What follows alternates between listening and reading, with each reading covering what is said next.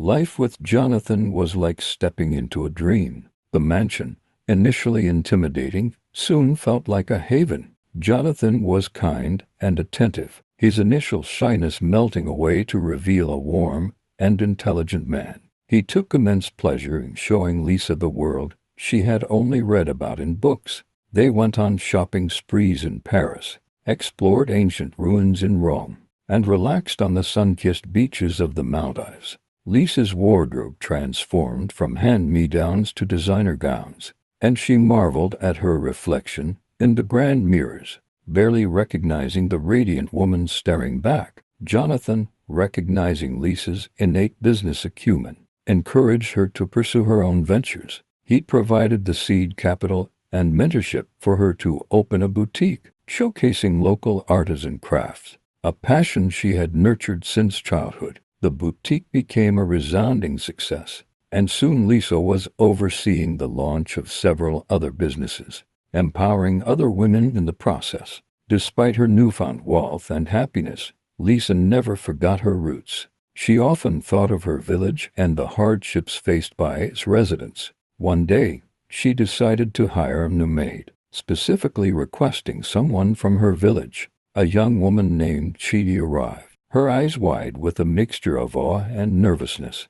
Chidi was 18, the same age Lisa had been when her life took its dramatic turn. Lisa felt an immediate connection with her and treated her with kindness and respect, ensuring she had comfortable living quarters and ample time off. One afternoon, Chidi received a visitor. A woman, looking worn and anxious, stood at the staff entrance. Chidi's face lit up with a hesitant smile. "Mama," she exclaimed, rushing to embrace the woman. Lisa, who happened to be passing by, froze. The woman hugging Chidi was Clara. Lisa's heart pounded in her chest. What was Clara doing here? Clara's eyes widened in shock as she looked up and saw Lisa. A flicker of something unreadable crossed her face before she composed herself. "Lisa," she said, her voice surprisingly subdued. Lisa managed a curt nod, her mind racing. She couldn't understand a connection between Clara and Chidi. Later that evening, Clara, emboldened by the familiar surroundings of wealth, albeit not her own, cornered Chidi in the kitchen. "Did you see her, my child?" Clara hissed, her eyes narrowed with a familiar venom. "The woman of the house. That's Lisa." Chidi looked confused. "Yes, Madam Lisa. She is very kind." Clara scoffed.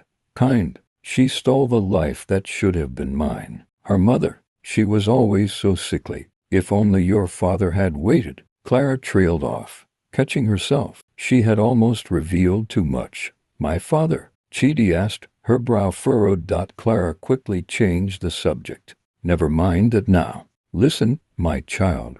I need you to do something for me." She reached into her worn bag and pulled out a collection of faded photographs. They were pictures from Lisa's wedding to Jonathan. Chidi gasped as she looked at the images. "This is Madame Lisa's wedding, and this is the master, Mr. Ashton." Clara's eyes gleamed with a wicked intensity. "Yes, and he should have been mine. That wretched girl, she doesn't deserve this life. We are going to take it back." Chidi looked at her mother, her loyalty torn. Lisa had been nothing but kind to her. Clara, sensing her daughter's hesitation, pressed on. "Listen to me, Chidi. This is our chance. We can have everything.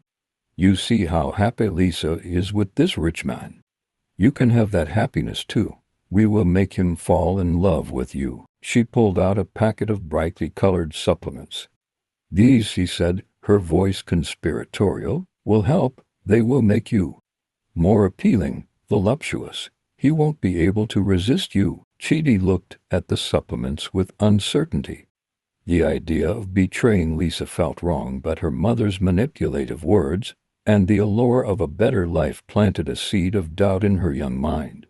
Clara, seeing the wavering in her daughter's eyes, continued her scheming, determined to reclaim what she believed was rightfully hers, even if it meant using her own daughter as a pawn. Chidi stared at the supplements, her mind a battleground.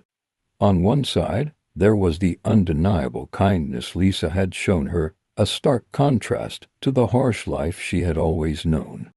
On the other side, her mother's words echoed in her ears, painting a picture of a life of luxury and ease.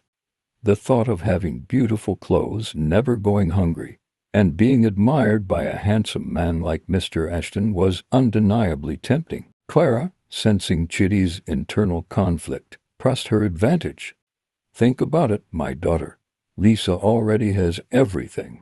She won't miss a little sharing, and you deserve happiness too." "We deserve it after all these years of hardship." Clara conveniently omitted the part about her own choices and actions that had led to her current situation. Over the next few weeks, Clara subtly coached Chitty. She advised her on how to dress, how to speak, and how to subtly draw Jonathan's attention. Chitty, torn between loyalty and the allure of a better life, started taking the supplements. Slowly, almost imperceptibly, her figure began to change. Lisa, caught up in her burgeoning businesses and enjoying her life with Jonathan, remained blissfully unaware of the plot brewing under her roof.